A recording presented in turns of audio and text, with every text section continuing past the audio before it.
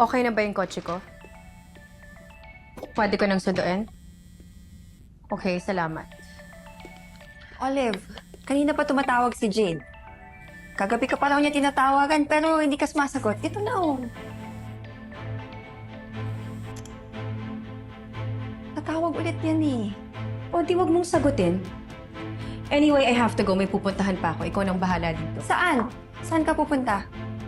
Wala ka namang appointment today ah. Sa Happy Paws Vet Aid Pharmacy ka ba pupunta? Bibili ka na naman ba ng Canixidol? Alam ko na may stock sa dumating. Tumawag sila kahapon nung wala ka. So ano? Bibili ka na naman ba para iturok yun sa anak mo? Oo. Okay na? Bakit mo na naman ba ito ginagawa? Para hindi na siya tumakas ulit. My God! Olive! Tama na! Huwag mo nang pahirapan yung anak mo. Maawa ka naman sa kanya. Please, Astrid. Wala ako sa mood para mapikon ngayon. Masakit ang ulo ko. I hope one day, malaman ni Mookie na wala siyang sakit. Na lahat ng ito, gawa-gawa mo lang.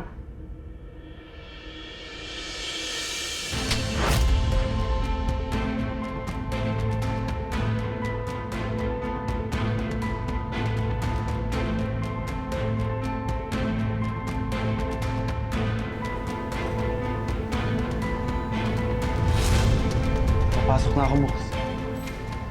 Zane, please. Please naman, mag-iingat ka. I told you, di ba? Hindi ako mahuhuli.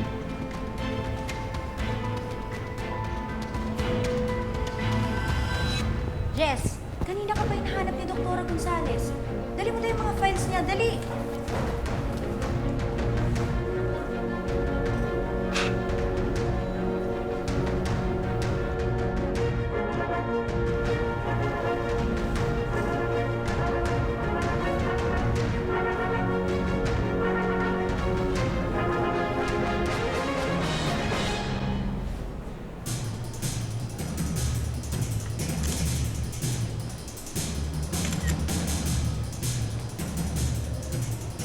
You are.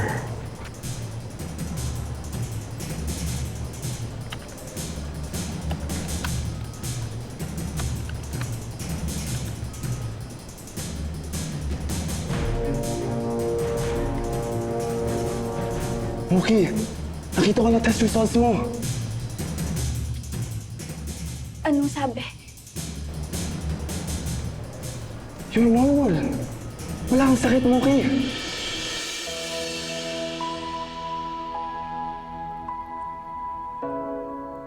Wala akong sakit.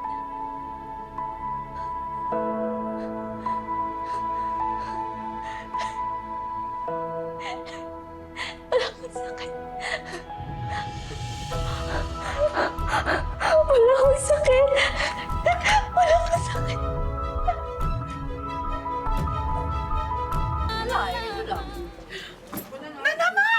Galing! Grabe! Ano ba yan? Aray mo, BFF! Tatlong sunod-sunod ka na, ha? Swerte! Balato, balato! Merenda muna. Pabili na muna kay Masay. Sariwa to. Oh, ayun, oh! Ayun, oh! Gusto ko yan, gusto ko yan! Gusto ko yan! Tagawat ko muna. To. Bibili mo kami, ha? Oo, yan. Kumuha ka nang dyan, BFF. Oh, yan. Ang bola naman, ligaya. Napakaswerte naman. Ito pa talaga nakakawa ng kambal na saging. Ay, doble swerte yan. Alam mo ba yun? Pero bigyan mo na lang sa iba yan. Hindi! Hindi ko pamimigay ang kambal ko! Lo, galit? Saging lang pinagdadamot mo. Tungak. May naalala si Ligaya. Isko. Isko, sorry ha. Pasensya na. Para akong ewan, ano? Pasensya na kasi naalala ko yung mga anak kong kambal. Halos 4 na dekada na kasi. Hindi ko sila nakikita eh. Pasensya na ha.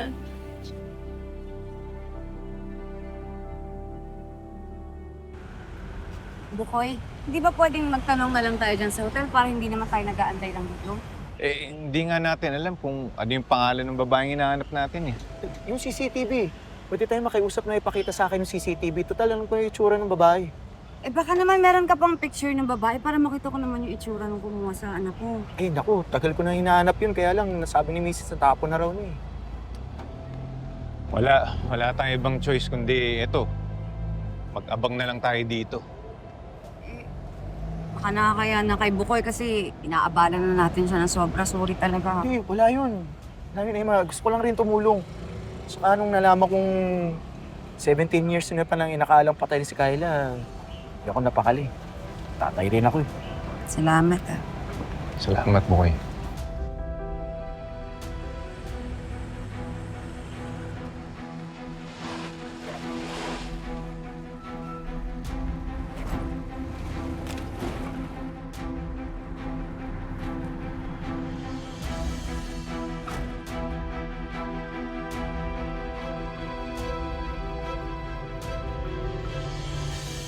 Okay, kumalma ka.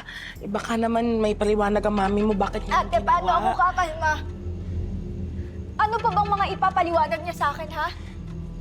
Sabi niya mahal niya ako, di ba? Pero bakit ginaganito niya ako? Bakit ganito? Hindi ko maintindihan, ate.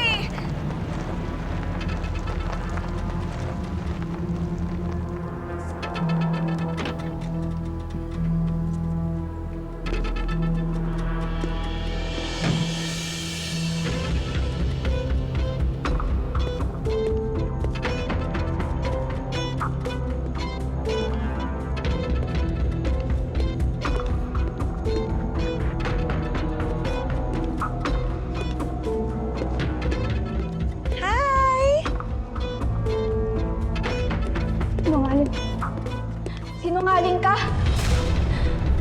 Bakit kayo nagsinungaling sa akin, Mami?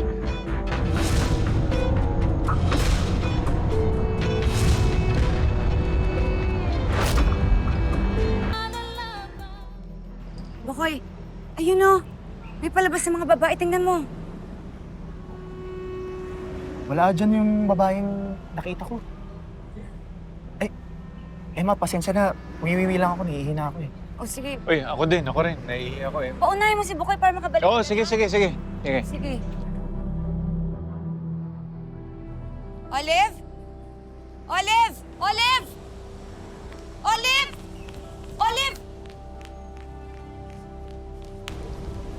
Anong ginagawa mo dito? Ikaw, ano ginagawa mo dito? Si Muki, kamusta siya? She's fine. Masaya.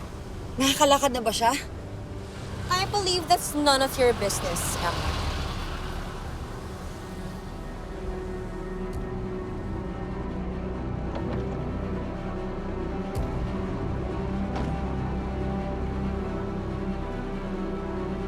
Bakit ka nagsinungaling sa akin, Mami?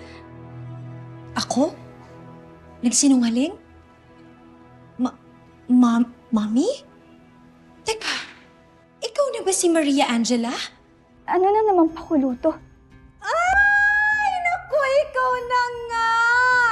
Hajime mashite, Maria Angela-san! Teka, ano bang nangyayari? Ano na naman ba to, Mami?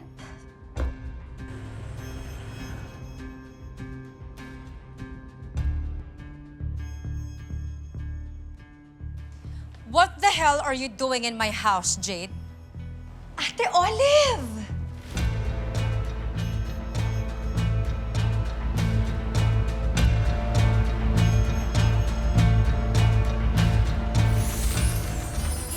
Munchausen syndrome by proxy.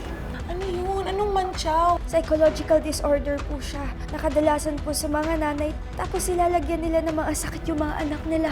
Hindi ko ibebenta ang ancestral house. So if that's the case, then sa bahay mo na lang ako titira. Ano na? Okay! Alam ko po na pinipeke niyo lang mga test results ko. Dapat yung mga ini-inject niyo sa akin Canixidol para sa mga hayop, di ba?